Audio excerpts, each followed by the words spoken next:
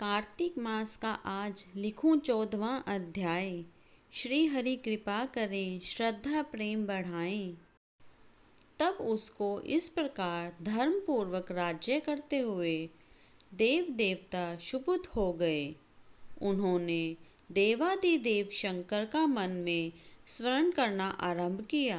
तब भक्तों की कामना पूर्ण करने वाले शंकर ने नारद जी को बुलाकर देव कार्य की इच्छा से उनको वहां भेजा।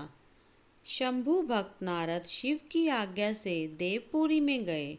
इंद्रादिक सभी देवता व्याकुल हो शीघ्रता से उठकर नारद जी को उत्कंठा भरी दृष्टि से देखने लगे।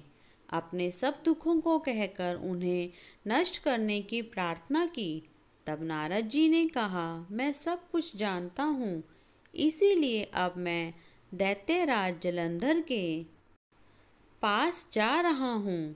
ऐसा कह नारद जी देवताओं को आश्वासित कर जलंधर की सभा आए। जलंधर ने नारद जी के चरणों की पूजा कर हंसते हुए कहा, हे ब्राह्मण, कहिए आप कहाँ से आ रहे हैं, यहाँ कैसे आए हैं?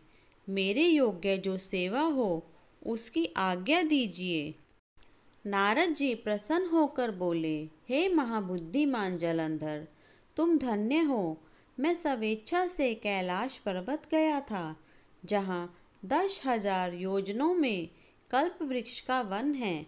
वहाँ मैंने सैकड़ों कामधेनुओं को विचरते हुए देखा तथा यह भी देखा कि वह चिंतामणि से प्रकाशित परम दिव्य, अद्भुत और सब कुछ स्वर्णमय है। मैंने वहाँ पार्वती के साथ स्थित शंकर जी को भी देखा, जो सर्वांग सुंदर, गौर वर्ण, त्रिनेत्र और मस्तक पर चंद्रमा धारण किए हुए हैं।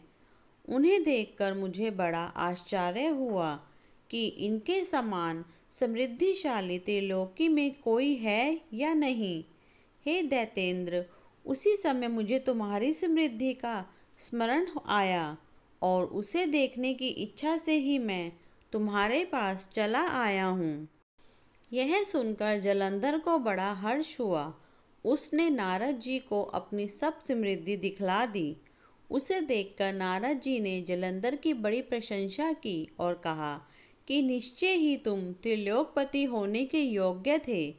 ब्रह्मा जी का हंसयुक्त विमान तुम ले आए हो और भूलोक, पाताल और पृथ्वी पर जितने भी रत्न आदि हैं, सब तुम्हारे ही तो हैं। ऐरावत, श्रवा घोड़ा, कल्प वृक्ष और कुबेर की निधि भी तुम्हारे ही पास है।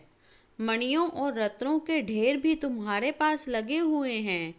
इससे मैं बड़ा प्रसन्न हूँ, परंतु तुम्हारे पास कोई स्त्री रत्न नहीं है। उसके बिना तुम्हारा यह सब फीका है।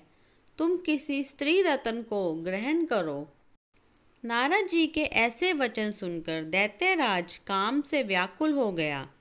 उसने नारद जी को प्रणाम कर पूछा कि ऐसी स्त्री कहाँ मिलेगी जो सब रत्नों में श्रेष्ठ हो।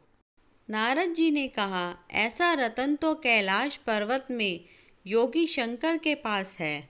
उनकी सर्वांग सुंदरी पत्नी देवी पार्वती बहुत ही मनोहर है। उनके समान सुंदरी मैं किसी को नहीं देखता। उनके उस रतन की उपमा तीनों लोकों में कहीं नहीं है।